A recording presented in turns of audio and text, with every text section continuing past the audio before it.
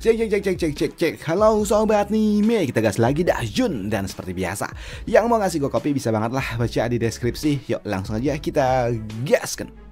Mereview sedikit dari part sebelumnya. Saat ini si Chen Xiao udah mencoba untuk dapat memprovokasi Jun, tapi nyatanya di hadapan tunggangan dari Jun yaitu Kun Kun, Chen Xiao dia benar-benar tidak berguna. Bahkan Chen Xiao dia pun babak belur dihajar oleh Kun Kun.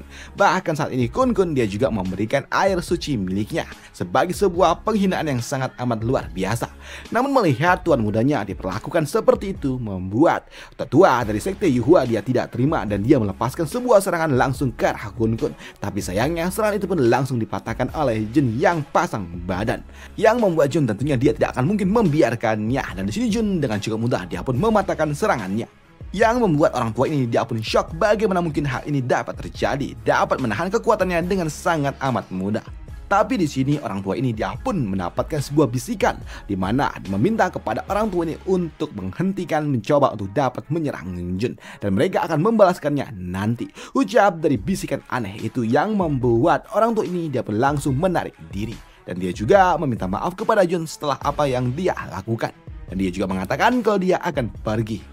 Yang membuat Jun di sini dia nggak ambil pusing. Tapi untuk Kun Kun, dia pun mengejeknya kepada orang tua itu yang tidak berguna ketika sudah masternya turun tangan. Dan untuk orang tua ini, dia pun kesal tapi dia tetap pergi meninggalkan tempat ini dengan damai.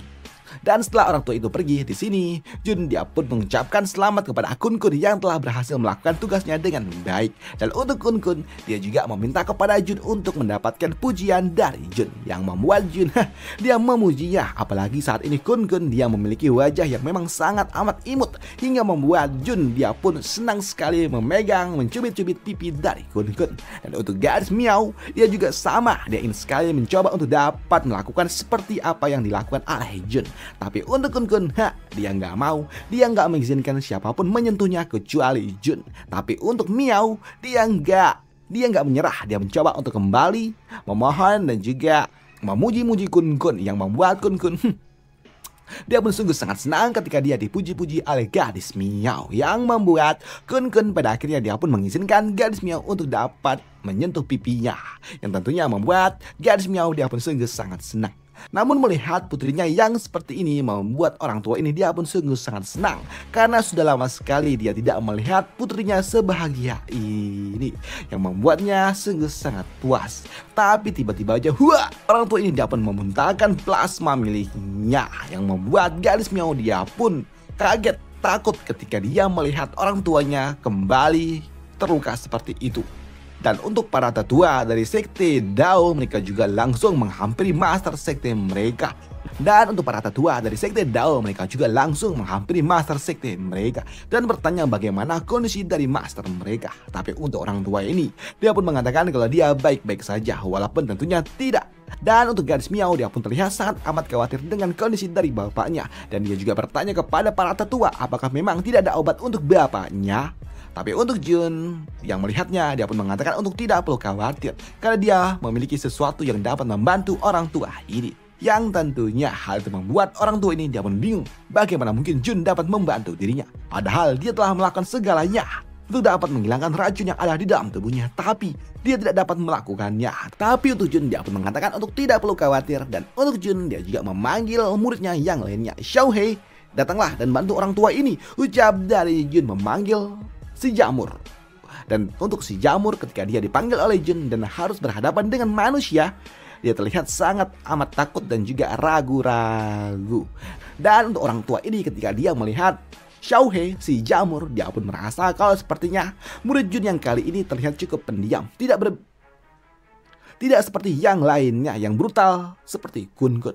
Namun untuk Xiaoxi, dia juga meminta kepada juniornya untuk tidak perlu khawatir dan jangan gugup, lakukan aja tugasmu, kau pasti bisa melakukannya. Ucap dari Xiaoxi yang mencoba untuk dapat menenangkan Xiaohei, si Jamur.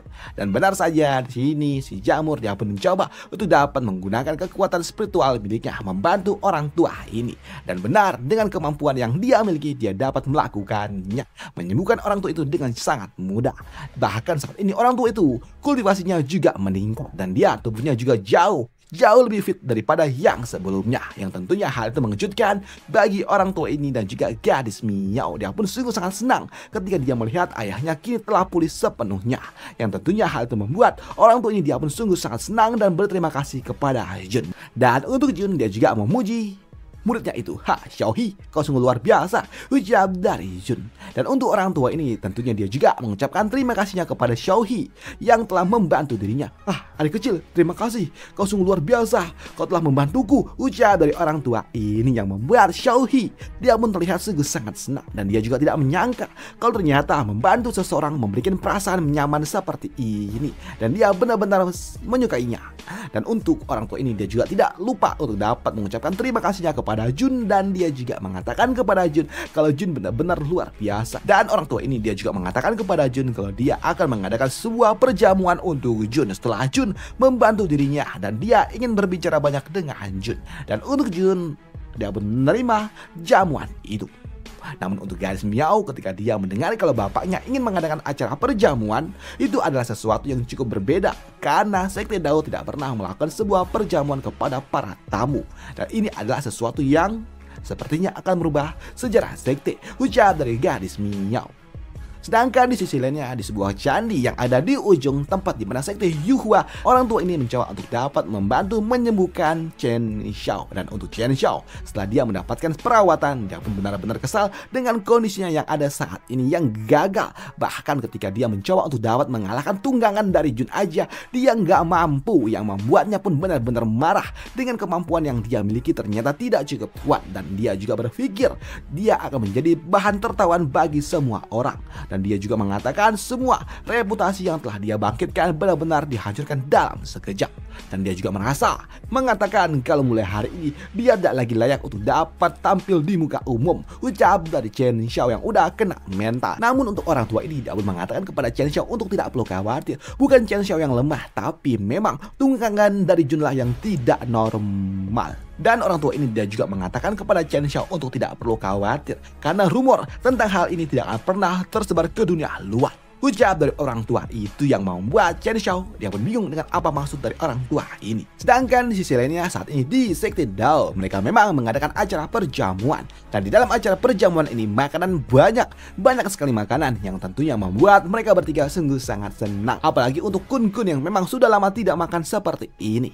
Namun melihat sikap yang ditunjukkan oleh murid-murid dari Jun membuat orang tua ini dia pun tertawa. Dan dia juga sempat menawarkan Jun dengan putrinya. Apakah Jun mau dengan putrinya? Yang tentunya hal itu mengejutkan bagi Jun. Bagaimana mungkin orang tua ini tiba-tiba aja menawarkan putrinya untuk dirinya? Apa? Dan untuk Nona Miao tentunya dia pun juga kaget ketika bapaknya tiba-tiba aja melakukannya.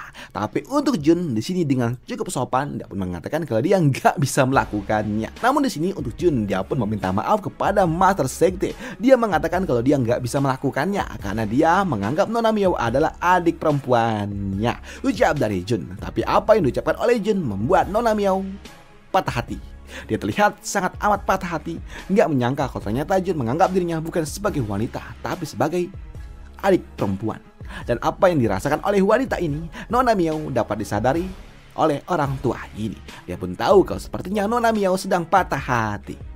Dan untuk orang tua ini dia juga mengucapkan terima kasihnya kepada Jun karena Jun telah berulang kali membantu menyelamatkan mereka, mulai dari penginapan yang ada di Gerbang Naga dan juga di dalam dungeon, dan kali ini di tempat mereka sendiri. Nah, ini adalah sesuatu yang sangat amat luar biasa dan orang tua ini dia benar-benar mengucapkan terima kasihnya tulus kepada Jun. Dan dia ingin bersulang untuk Jun yang membuat Jun yosh. Baiklah, ucap dari Jun. Dan untuk orang tua ini tiba-tiba aja dia pun berdiri dan dia melepaskan jubah miliknya yang membuat Jun kaget dong dengan apa yang coba dilakukan oleh orang tua ini. Karena orang tua ini tiba-tiba aja dia menari tanpa menggunakan pakaian, yang tentunya itu juga mengejutkan bagi murid-murid dari Sekte Dao tentang apa yang coba dilakukan oleh tetua mereka. Dan untuk Xiao Hong yang melihatnya dia pun apa ini? Ucap dari Xiao Hong. Dan apa yang dilakukan oleh orang tua ini juga membuat Master Sekte dia pun juga kaget dengan apa yang dilakukan oleh tetuanya. Tapi untuk tetua ini dia pun mengatakan kalau dia nggak bisa mengendalikan tubuhnya. Tiba-tiba aja tubuhnya bergerak aneh seperti itu, yang membuat Master Sekte dia pun bingung dengan apa maksud dari ini semua. Apa? Apa yang terjadi? Ucap dari Master Sekte, dan dia menganggap apakah ini ada ulah dari para iblis. Dan benar saja, tiba-tiba aja muncul sebuah bayangan hitam tepat di belakang dari orang tua itu. Dan bayangan itu pun terlihat sangat amat besar. Dan tiba-tiba juga orang-orang yang ada di tempat ini, mereka semua tidak lagi dapat mengendalikan tubuh mereka. Dan terjadilah kekacauan. Mereka semua langsung saling serang, yang tentunya membuat mereka pun bingung dengan apa yang sebenarnya terjadi. Tapi tiba-tiba aja muncul sebuah bayangan besar, muncul tepat di dekat dari mereka semua. Dan bayangan itu dia pun memperkenalkan diri sebagai Raja Bayangan. Dan dia berasal dari dunia bawah, yang tentunya hal itu membuat orang tua ini, Master Sekte, dia pun tidak terima. Dan dia pun langsung melepaskan kekuatannya untuk dapat menghentikan makhluk itu. Tapi bukannya takut, makhluk itu justru dia tertawa. Dan dia pun menepuk lengannya. Dan seketika tiba-tiba aja muncul ribuan bayangan datang mendekati tempat ini, yang tentunya hal itu mengejutkan bagi orang tua ini. Karena dalam sekejap tiba-tiba aja ruangan ini pun penuh dengan makhluk-makhluk bayangan. Dan dia juga mengatakan kalau racun yang sebelumnya ada di orang tua itu adalah ulah dari dirinya. Dan apalagi saat ini dia telah didukung oleh pasukannya. Dan untuk makhluk ini dia juga mengatakan kalau dia telah melakukan sebuah persiapan. Namun melihat mereka datang entah dari mana, tentunya membuat Master dari Sekte Dao dan bingung bagaimana bisa ini terjadi, bagaimana mungkin mereka semua bisa datang tiba-tiba. Tapi untuk makhluk itu dia pun mengatakan kalau mereka datang bukan karena tiba-tiba, tapi mereka datang karena mereka telah diundang oleh seseorang, yang tentunya hal itu membuat mereka pun tahu kalau sepertinya ada penyusup di antara mereka semua. Tapi untuk Master Sekte Dao, dia juga tahu kalau saat ini sosok yang ada di depannya sungguh sangat kuat. Apalagi yang ada di depannya adalah seorang raja dari klan bayangan. Dan dia juga tahu kalau memang saat ini dia telah didukung oleh Jun. Tapi dia tidak yakin apakah Jun dapat membantu mereka mengalahkan semua orang-orang ini. Pikir dari orang tua itu, mengingat jumlah musuh sangat banyak. Dan ternyata di luar sana ada yang mengawasi mereka semua. Dan ternyata itu adalah orang tua ini, tetua dari Sekte Hyua. Dan sepertinya apa yang dimaksud oleh klan bayangan, Raja Bayangan, orang yang telah mengundang mereka semua datang di tempat ini adalah orang tua ini. Dan itu aja untuk part kali ini, dan sampai jumpa di part lanjutannya untuk Jun besok lagi. Lusa lagi, besok, nggak tahu lah kapan. Dan sampai jumpa di part lanjutannya. Bye, thank you.